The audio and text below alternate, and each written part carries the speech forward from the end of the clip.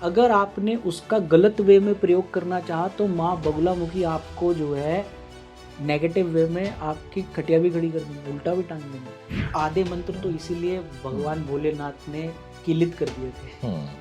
हर चक्र का एक मंत्र है, लम हम यम, ऐसे करके आप हमिंग साउंड के साथ उसे एक्टिवेट कर रहे हो, एक्टिवेट हो जाएगी, ठीक है, अगर आप थोड़ा प्रैक्टिस करोगे। बट उसे कंट्रोल कैसे करोगे? और वो क्या होता है, यूं राइज होने की बजाय ये सरपेंट है, ठीक है, वो इधर साइड में चली जाती है।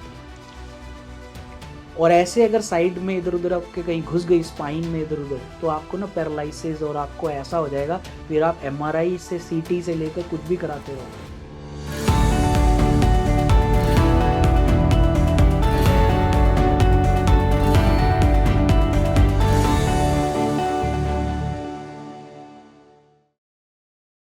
घर में भगवान काल भैरव की मूर्ति रखी जा काल सकती है? भैरव की मूर्ति नहीं रखते, या महाकाली की? नहीं। जब तक देखिए, माँ काली का जो बेसिक स्वरूप है, और साथ ही माँ काली तंत्र की बहुत स्ट्रॉन्ग देवी है, तंत्र उनसे बहुत वो है। काली साधक या काली के उपासक जो हैं वो उनकी मूर्तियाँ अपने रखते हैं। लेकिन आप अगर नॉर्मली जाओ एक साधारण गृहस्थ के घर, आपको नहीं मिलेंगी, और ना ही रखनी चाहिए, क्योंकि माँ काली का जो रूप है वो उग्र है।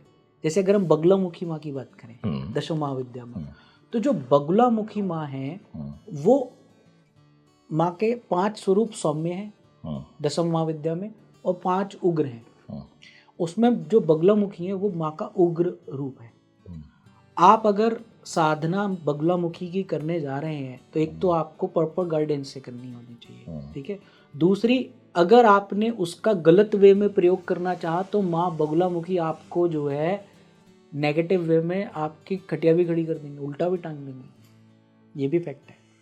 तो बगलामुखी साधक जो होता है, जो बेसिकली क्या है,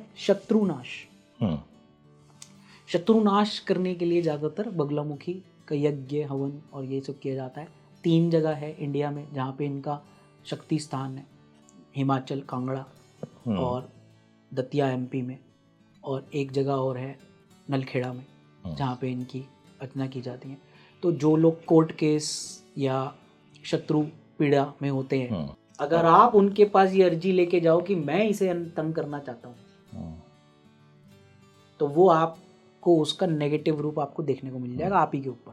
कई बार सामान्य रूप से जैसे बगलामुखी साधकों से या बगलामुखी माँ बगलामुखी के नाम से ही लोगों को डर लगता है।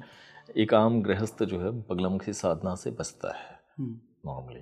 तो क्या माँ बगलामुखी का जो स्वरूप है ये सात्विक लोगों के लिए, तामसिक व्यक्ति भी इसे कर सकता है? कर तो कोई भी सकता है, ठीक है, लेकिन वही है वे। अगर आप जैसे गृहस्थ हैं, आप भी बगलामुखी के मंत्रों का जाप स्टार्ट कर सकते हैं, लेकिन वो एक प्रॉपर विधि है, प्रॉपर वे है। सिद्धि प्राप्त करना एक अलग वे है। एक है कि आपने नॉर्मली माँ बगलामुखी के प्रति अपनी श्रद्धा और अपनी उनके लिए आप एक एनर्जी को ग्रहण करना चाहते हैं, उस एनर्जी को, और आप उस एनर्जी को फील भी करने लग जाएंगे अगर आप उस दीक्षित है प्रॉपर, आपको कोई शक्तिपात किसी गुरु से मिला है या आपको एक प्रॉपर दीक्षा दी गई है। कई लोग खुद ही से उठाकर शुरू कर देते हैं मंत्र जाप करना, जिसका एक प्रॉपर वे या गाइडेंस नहीं मिलती। आजकल तो YouTube सबसे बड़ा माध्यम बन चुका है, YouTube सबसे लोगों बड़ा को साधनाओं में दीक्षित करने का। देखिए, मैं आपको इसका एक नेगेटिव वे बहुत बताता हूँ।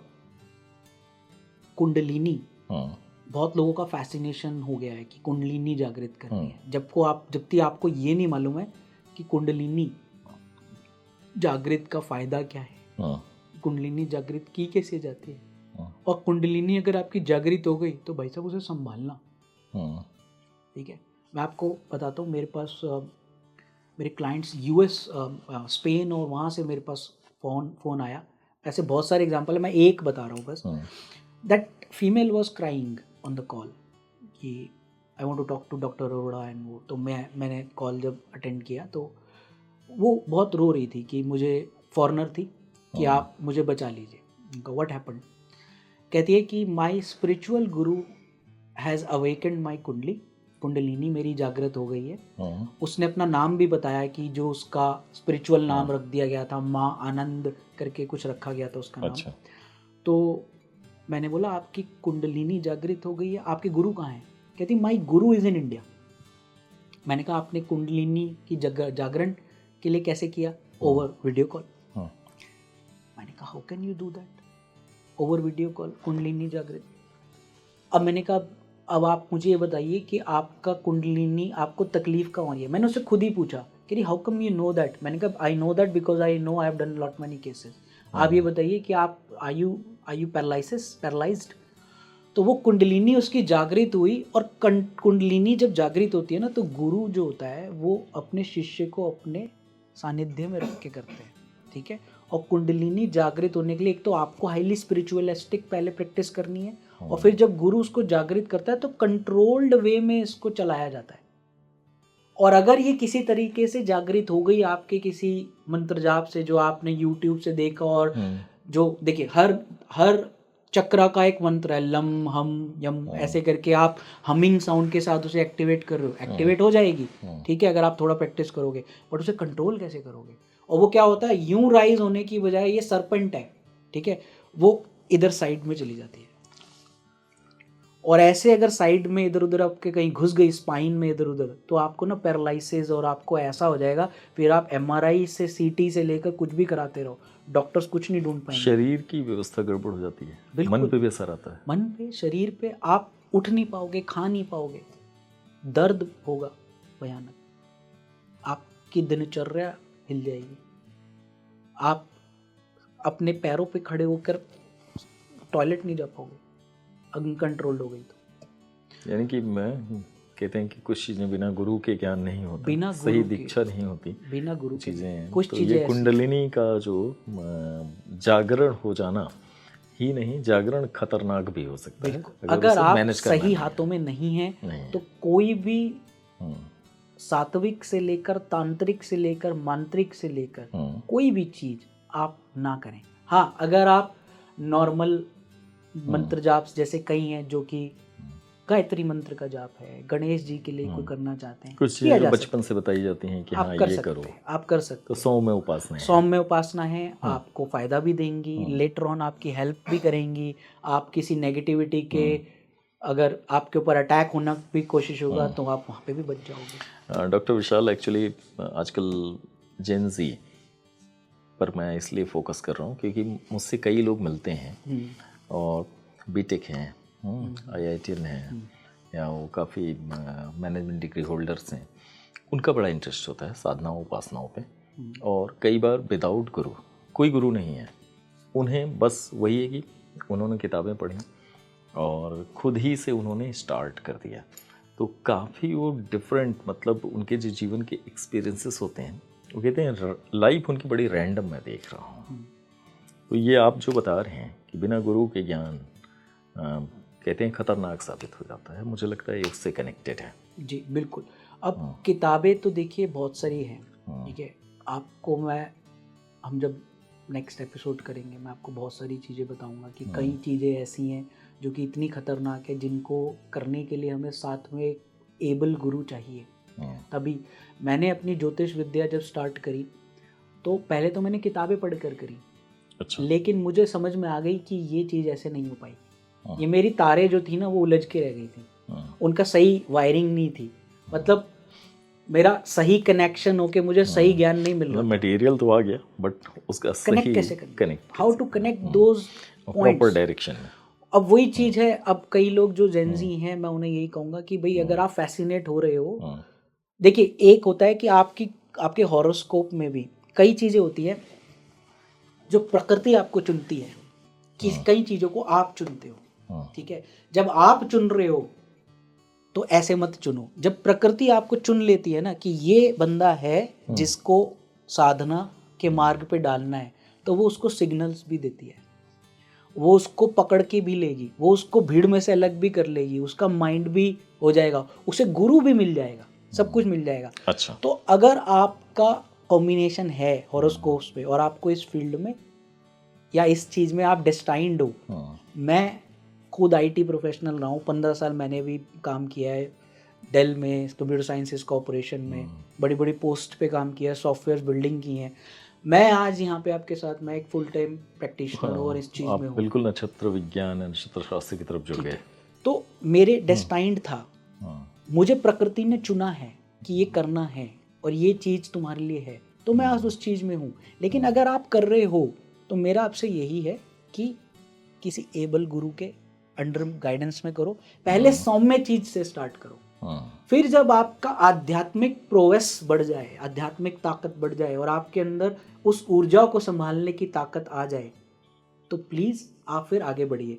कई लोग जो है एक तरफ तो फैसिनेशन के वर्ड में जाने के लिए लोगों को, कई लोग वर्चस्व दिखाने के लिए भी करते हैं कि मैंने इसकी साधना की है, मैं तुम्हारा ये कर सकता हूँ, डर डालने के लिए, अहित कर सकता हूँ, ठीक है, डराने के लिए। और साइड में तुम मांस मदिरा सब सेवन कर रहे हो। तो क्या आपको लगता है कि अगर आपने ये शुरू भी कर दिया और ये सब कर रहे हो तो ये आपका हित करेंगे?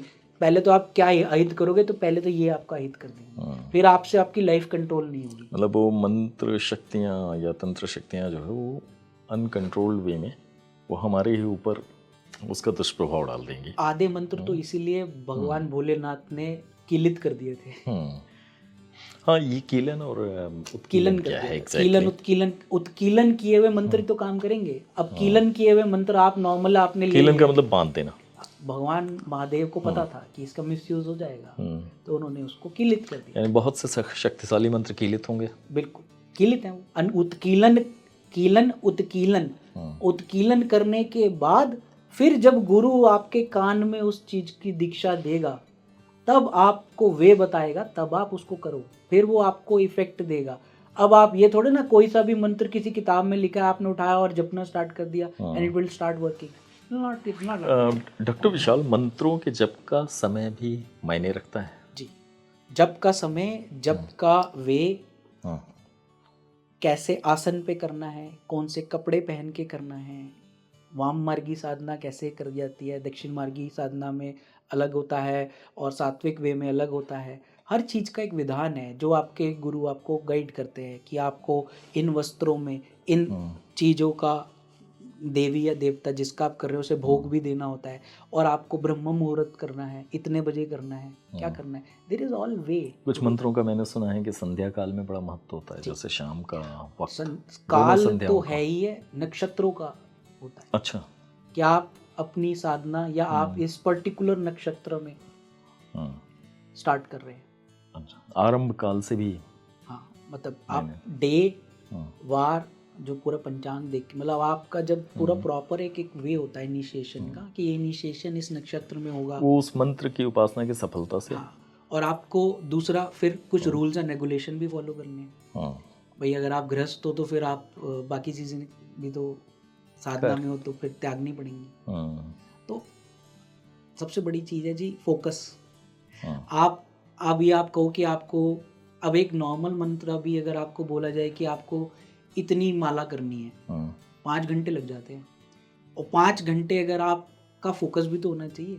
सबसे पहले तो हमारा मन भटकता है ना। करेक्ट। एक साधक का मन ही तो कंट्रोल करना है कि हम जाप तो कर रहे हैं लेकिन कहते हैं जो बाकी दुनियावी चीजें हमें उस समय जो भी मन आपका स्विट्जरलैंड भटक रहा है, आप इधर तो मंत्र काम करेंगे तब भी नॉट एट ऑल, वो सिर्फ करना हुआ, बस आप बस करे जा रहे हो दिशाहीन होके।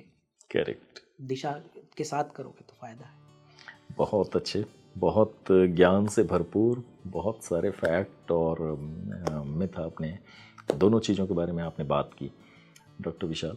हम आगे आपके साथ डिफरेंट टॉपिक्स हैं, स्पेशली तंत्र विज्ञान और ज्योतिष की भी तमाम ऐसी चीज़ें जो जैसे वैदिक ज्योतिष के अपने जो उसके महत्व हैं, उसकी इम्पोर्टेंस है, उसका साइंटिफिक सूत्र जो हैं, इन सब बारे में बात करेंगे आपसे नेक्स्ट एपिसोड में जल्दी। तो बहुत बहुत धन्यवाद डॉक्टर विशाल आपका थैंक यू वेरी मच शामिल होने के लिए।